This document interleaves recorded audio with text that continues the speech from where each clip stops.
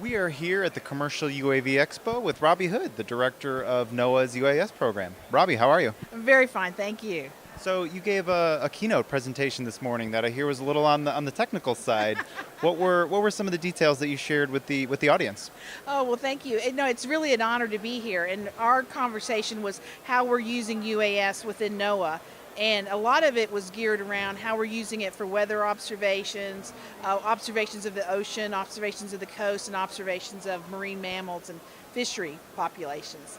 Yeah, so for a lot of that, is it about utilizing UAVs in a way that presents something completely different, or is it being more efficient as something you were previously doing? It's a little of both. It depends on the circumstance. In some cases,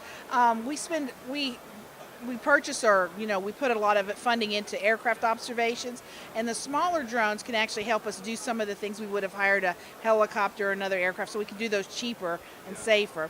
On the flip side, it also gives us data that gives a higher resolution data than, say, a satellite would give us. So it helps fills a few gaps. The satellites are very, very useful, but they don't always see everything all the time. And so the UAS kind of helps us bridge that gap between, say, a radar network and a satellite. So in terms of where you guys are right now, in terms of how you're utilizing UAVs, do you see yourself really expanding on that, or is it kind of getting your arms around the technology as it is right now? Yeah, well, what we've done at NOAA, we're taking a kind of a different stance than some of the other government agencies. We're trying to really look at the scientific impact of the data, but then also the costing analysis. So we haven't purchased a lot because we use so many different kinds of observations at NOAA: satellites, rain gauges, ocean buoys, ships and ships and aircraft. So we want to make sure that when we do bring UAS into the agency, they're going to be cost effective as well as bring valuable science data. So we're really taking a thorough look as to how they're going to fit in with everything else that we use to make observations. So what about, are there any technologies that you've seen here or come across that have you really excited in terms of being able to see how that's going to work for you guys? Yeah, it's really, really exciting to see everything that's being done with the smaller aircraft, and I'm really interested in some of the after products, the data analysis, the data analytics, the data visualization, because I think that's the real next level that we need to get to. The aircraft and the payloads are very capable, but at the end of the day, it's the data and how you're going to use them.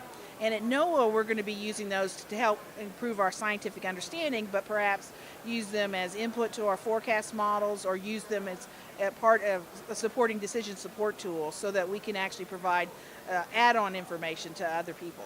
Excellent. Yeah. Anything else that you want people to know about the way you're moving forward with UAS? Well, it's just been so interesting to watch this industry evolve.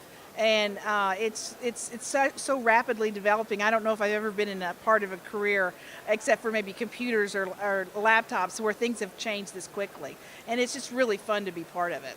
Yeah, the pace of the industry is kind of crazy. Yeah, the innovation too. I think it's what I like about it is the diversity too. It's you've got experienced aviation experts, but you've got really young, innovative people coming straight out of school, and it's a really nice mix of ideas, and it's just fascinating. Thanks so much for taking the time. Thank you very much. I appreciate it.